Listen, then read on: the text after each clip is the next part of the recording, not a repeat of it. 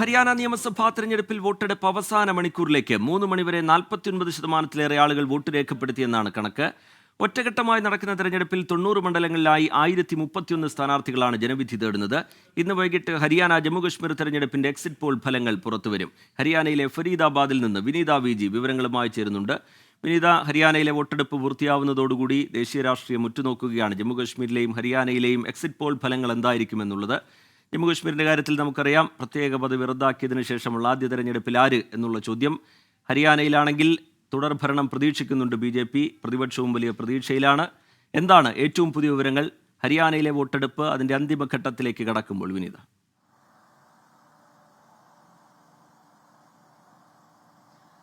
തീർച്ചയായും റിജിത്ത്, ഞാൻ ഇപ്പോഴുള്ളത് ഹരിയാനയിലെ ഫരീദാബാദിലെ പോളിംഗ് ബൂത്തിലാണുള്ളത്. ഇത് അശോക് മെമ്മോറിയൽ പബ്ലിക് സ്കൂളാണ്. 6 പോളിംഗ് സ്റ്റേഷനുകളാണ് ഇതിനുള്ളത്. അവസാന മണിക്കൂറിലും ഏതാണ്ട് സൂചിപ്പിച്ചതുപോലെ ഇനി അരമണിക്കൂർ മാത്രമേ സമയമുള്ളൂ. അപ്പോഴും ആളുകൾ എത്തുകയാണ്. നമുക്കിപ്പോൾ ദൃശ്യങ്ങളിൽ കാണാൻ കഴിയുന്ന പോലെ തന്നെ ആളുകൾ എത്തി അവരുടെ വോട്ട് രേഖപ്പെടുത്തി മടങ്ങുന്ന ദൃശ്യമാണ് നമുക്ക് കാണാൻ കഴിയുന്നത്. പോലീസ് ഉൾപ്പെടെ സുരക്ഷാ ക്രമീകരണങ്ങളുമായി ഇപ്പോഴും ഉള്ളിൽ തന്നെയാണുള്ളത്. ഇതിനോടകം തന്നെ നമുക്ക് ഏറ്റവും ഒടുവിലായി ലഭിച്ചിരിക്കുന്ന കണക്കനുസരിച്ച് 49.13% പോളിംഗ് രേഖപ്പെടുത്തിയിരിക്കുന്നത്. മുൻ വർഷം, അതായത് കഴിഞ്ഞ തവണ 68% പോളിംഗ് രേഖപ്പെടുത്തിയിട്ടുണ്ടായിരുന്നു. ഒരുപക്ഷെ ഏതാണ്ട് മെച്ചപ്പെട്ട രീതിയിൽ തന്നെയാണ് പോളിംഗ് ഈ ഘട്ടത്തിലും പുരോഗമിക്കുന്നത്. കാരണം ഈ പ്രചരണത്തിന്റെയൊക്കെ അവസാന നാളുകളിൽ വാശിയേറിയ പ്രചരണമാണ് ഹരിയാനയിൽ നടന്നിട്ടുണ്ടായിരുന്നത്. BJPക്കായി മുതിർന്ന നേതാക്കൾ, പ്രധാനമന്ത്രി അടക്കം ഹരിയാനയിൽ എത്തിയിട്ടുണ്ടായിരുന്നു. രാഹുൽ ഗാന്ധി, പ്രിയങ്ക ഗാന്ധി, മല്ലികാർജ്ജുൻ ഖാർഗെ ഉൾപ്പെടെയുള്ള മുതിർന്ന നേതാക്കൾ കോൺഗ്രസിനായി എത്തിയിട്ടുണ്ടായിരുന്നു. ആ പ്രചരണമൊക്കെ തന്നെ നമുക്ക് ഈ വോട്ടെടുപ്പിലും ഈ പോളിംഗിലും കാണാൻ കഴിയുന്നു എന്നുള്ളത് തന്നെയാണ്.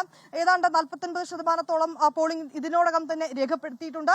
ഒരു 60% പോളിംഗ്, മെച്ചപ്പെട്ട പോളിംഗ് ഉണ്ടാകുമെന്ന് തന്നെയാണ് പ്രതീക്ഷിക്കുന്നത്. പക്ഷേ ഈ മെച്ചപ്പെട്ട പോളിംഗ് പ്രധാനമായും കോൺഗ്രസും BJPയും അവർക്ക് അനുകൂലമാകുമെന്ന പ്രതീക്ഷയിൽ തന്നെയാണുള്ളത്.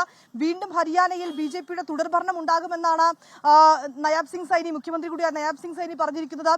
ഒപ്പം തന്നെ മനോഹർലാൽ ഖട്ടറും അത്തരമൊരു അഭിപ്രായം തന്നെയാണ് പറഞ്ഞിരിക്കുന്നത്. പക്ഷേ ഈ വലിയ ഭൂരിപക്ഷത്തോടു കൂടി ഹരിയാന തിരിച്ചുപിടിക്കാൻ കഴിയുമെന്ന പ്രതീക്ഷയിൽ കോൺഗ്രസും രംഗത്തുണ്ട്.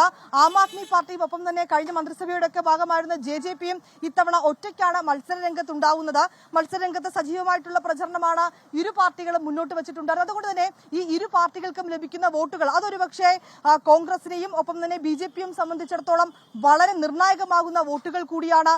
ജാട്ട് വിഭാഗം, കർഷകർ ഉൾപ്പെടെയുള്ള വലിയ സ്വാധീനം ചെലുത്തുന്ന ഘടകങ്ങളുണ്ട് ഹരിയാനയെ സംബന്ധിച്ചിടത്തോളം.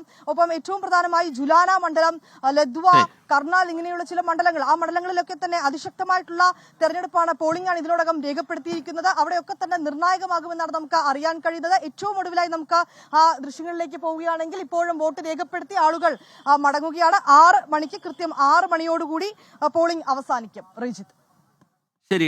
ഹരിയാനയിലെ ഫരീദാബാദിൽ നിന്ന് വിവരങ്ങൾ പങ്കുവെക്കുകയായിരുന്നു വിനീത വി.ജി. ഹരിയാനയിലെ വോട്ടെടുപ്പ് അവസാന ഘട്ടത്തിലാണ്, അവസാന മണിക്കൂറുകളിലാണ്. ഇനി അരമണിക്കൂർ മാത്രമാണ് വോട്ടെടുപ്പ് പൂർത്തിയാവാനുള്ളത്. അതിനുശേഷം ഹരിയാനയിലെ വോട്ടെടുപ്പ് കൂടി പൂർത്തിയാവുന്നതോടുകൂടി ജമ്മുകാശ്മീരിലെയും ഹരിയാനയിലെയും എക്സിറ്റ് പോൾ ഫലങ്ങൾ എന്തായിരിക്കും എന്നുള്ള കാര്യം ദേശീയ രാഷ്ട്രീയം ഉറ്റുനോക്കുകയാണ്.